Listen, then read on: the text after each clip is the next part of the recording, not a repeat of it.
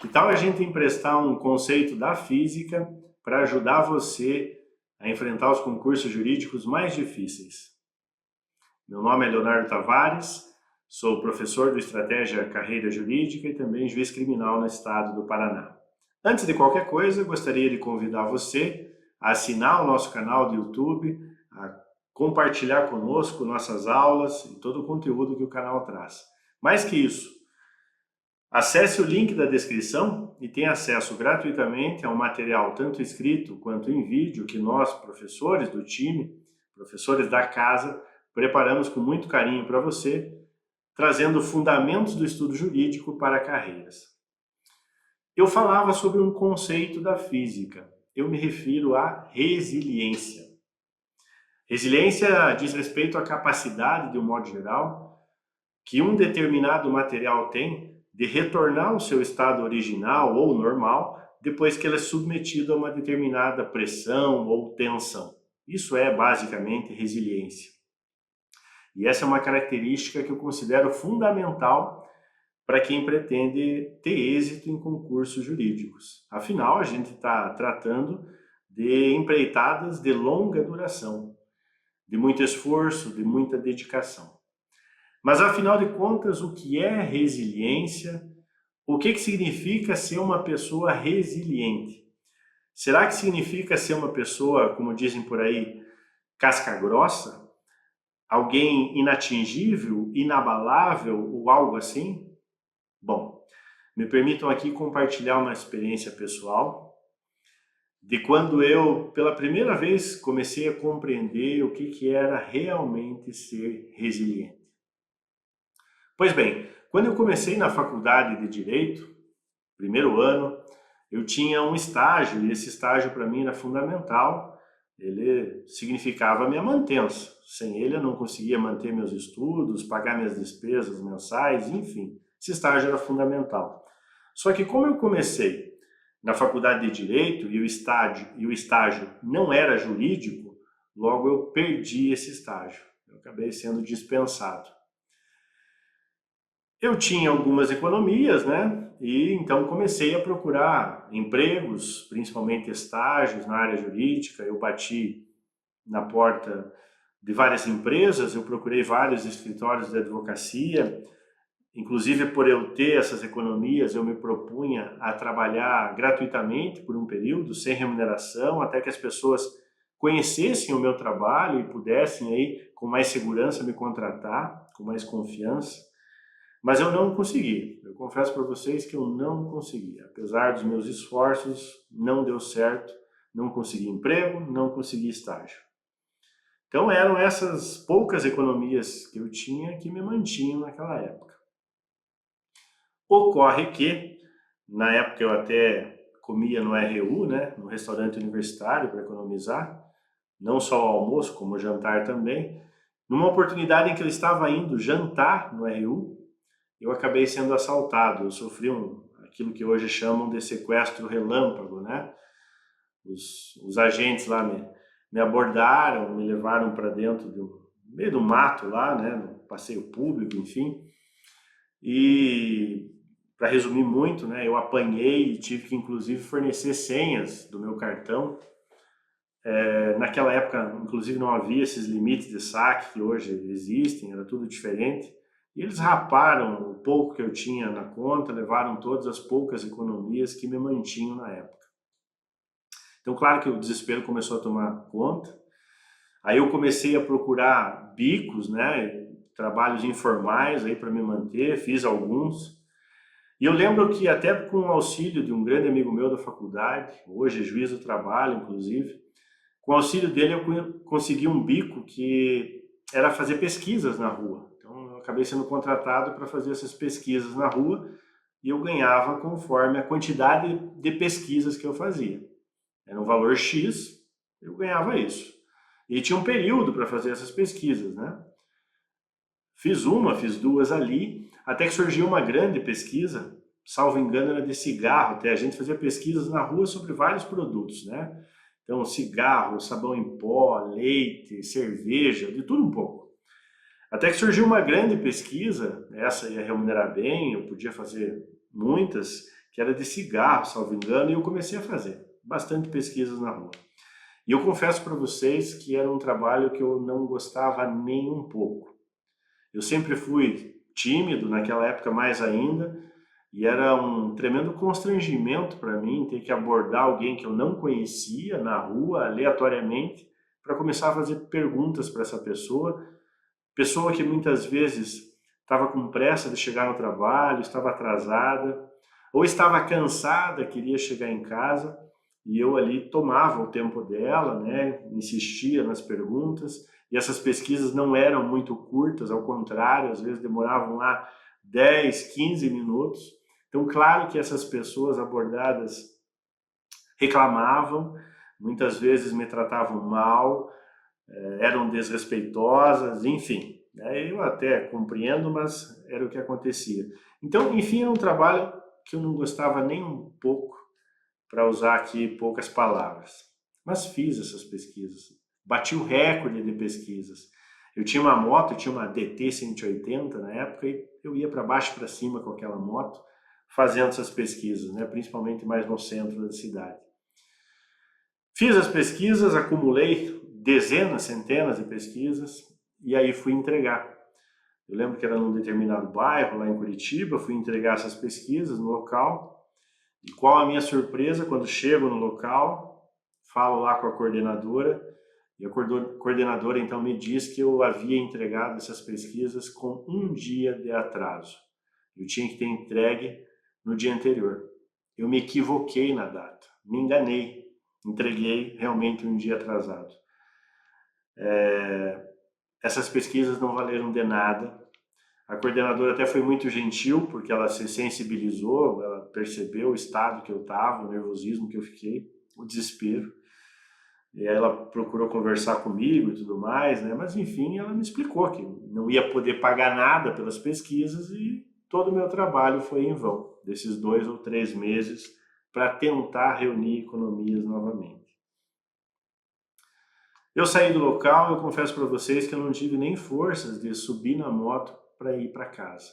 Estava chovendo, inclusive.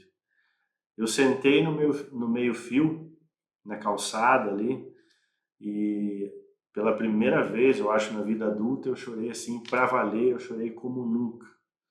Eu me sentia desesperado, eu achava que eu estava no fim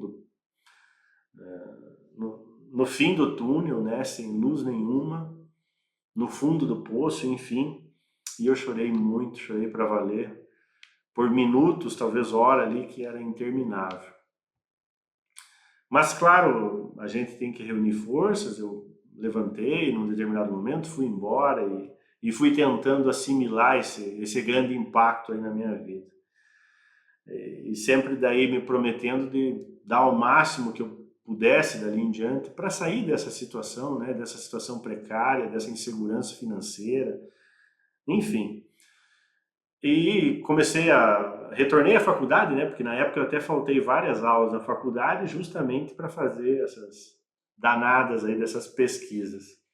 Então retornei à faculdade e tal, e dali uns dias abriu um concurso da Justiça Federal. Acho que foi até minha mãe que me avisou e tal, me ajudou a pagar a inscrição. Eu fiz a inscrição desse concurso, TRF da 4ª região, lá para técnico e tal, nível de 2º grau, né, porque eu estava ainda no 1º ano de faculdade. Então fiz a inscrição para esse concurso e aí eu tinha que estudar, né? Comprei uma apostila na frente de uma agência dos Correios, uma apostila bem grossa, eu lembro. E aí eu comecei a estudar. Dia e noite. Eu confesso para vocês que novamente eu comecei a faltar aulas para estudar para esse concurso. Eu dormia e acordava com essa apostila do lado. E assim foram alguns meses, alguns longos meses no meu caso, né? Dormindo muito pouco, consumindo guaraná em pó que não acabava mais, mas eu li e reli aquela apostila não sei quantas vezes. Confesso para vocês que eu não acreditava que fosse passar, até porque eu insisto, estava no 1º ano de Direito ainda. Mas enfim, para resumir a história, eu acabei passando no concurso da Justiça Federal. De lá para cá, é evidente que as coisas mudaram bastante, melhoraram bastante, né, a esse nível profissional. Pois bem, mas está dado aí o exemplo, e aí vamos à pergunta que eu lancei antes, né? O que é ser resiliente? O que significa essa característica? Será que é ser inatingível, ser inabalável? Não, meus amigos, não é isso. Afinal, nós somos seres humanos. E nessa condição, nós vamos sofrer, nós vamos sentir as agruras da vida. Isso é natural. Quem nunca, né? Então, isso é natural. Ser resiliente não é nunca chorar ou não chorar. Não é não se abater. Não é ter medo do fracasso. É não se deixar abater por esse medo. É não se deixar tomar por esse medo. Ser vulnerável não é problema. Problema é persistir na vulnerabilidade. O problema é se vitimizar. Você tem que saber enfrentar as dificuldades da vida. Veja, por outro lado, a eventual dureza, a eventual frieza com que você reage às pressões e aos problemas da vida, não significa necessariamente essa resiliência de que falo como um predicado fundamental para o sucesso fundamental. Não. Era assim que eu pensava antes de passar por tudo isso, mas não. Como dizem por aí, o importante não é o quão forte você bate. É mais importante você aguentar apanhar. Então, assim, não é ser imune ao sofrimento.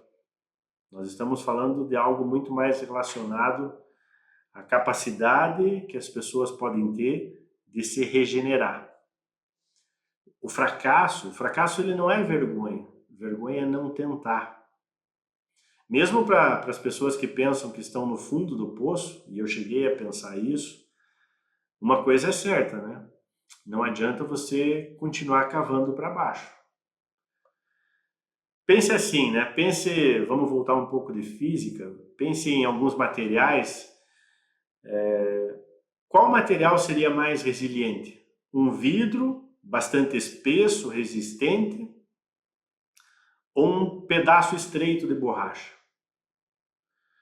O vidro ele pode até ser mais forte, mais resistente, mais rígido, mas quando for submetido a um determinado impacto, força X, ele tende a quebrar, tende a se estilhaçar e nunca mais retornar ao seu estado originário, ao seu estado normal.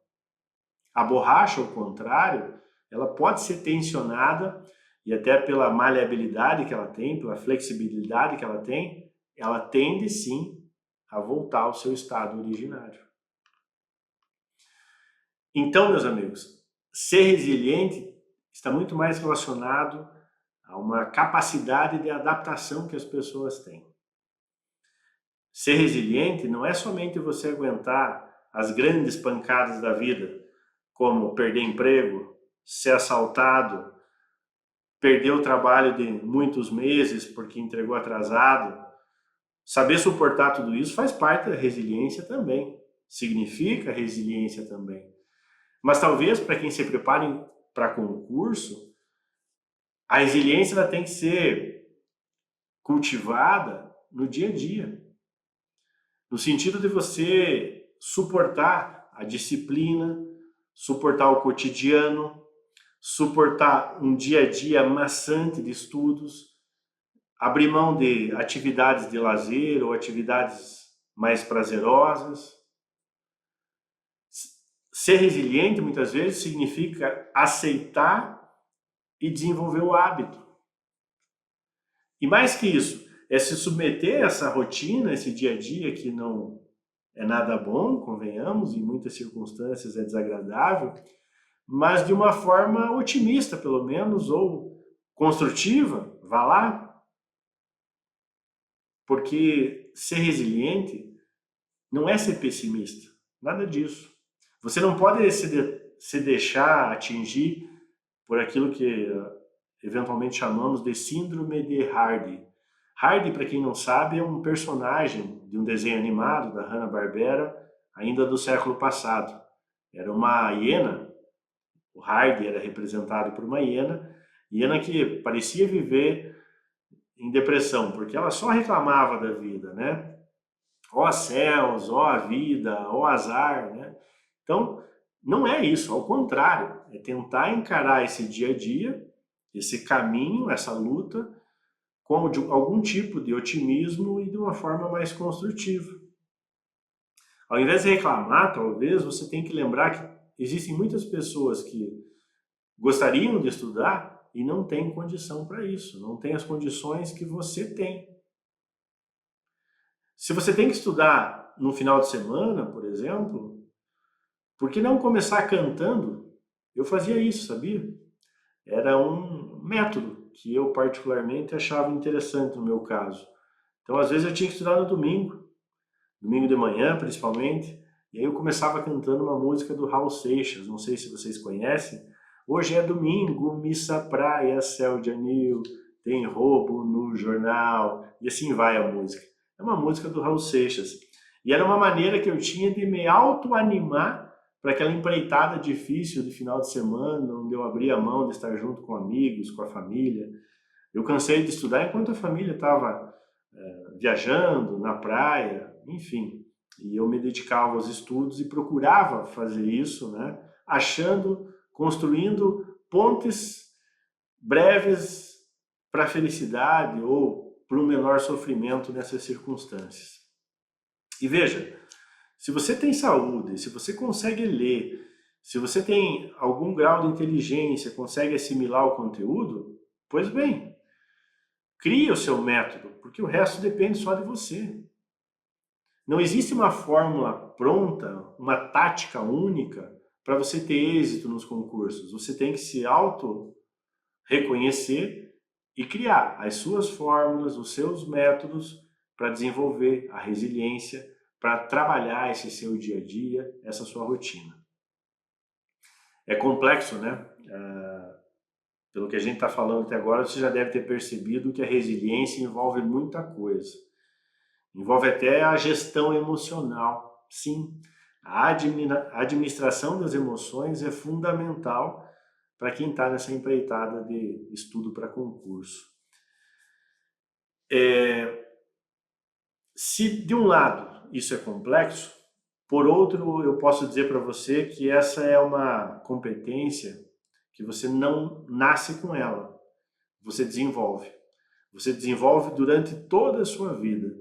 Nós, professores, por exemplo, estamos numa fase diferente de vida, mas ainda assim, nós temos que ter uma boa dose de inspiração diária para continuar cultivando e desenvolvendo a nossa resiliência.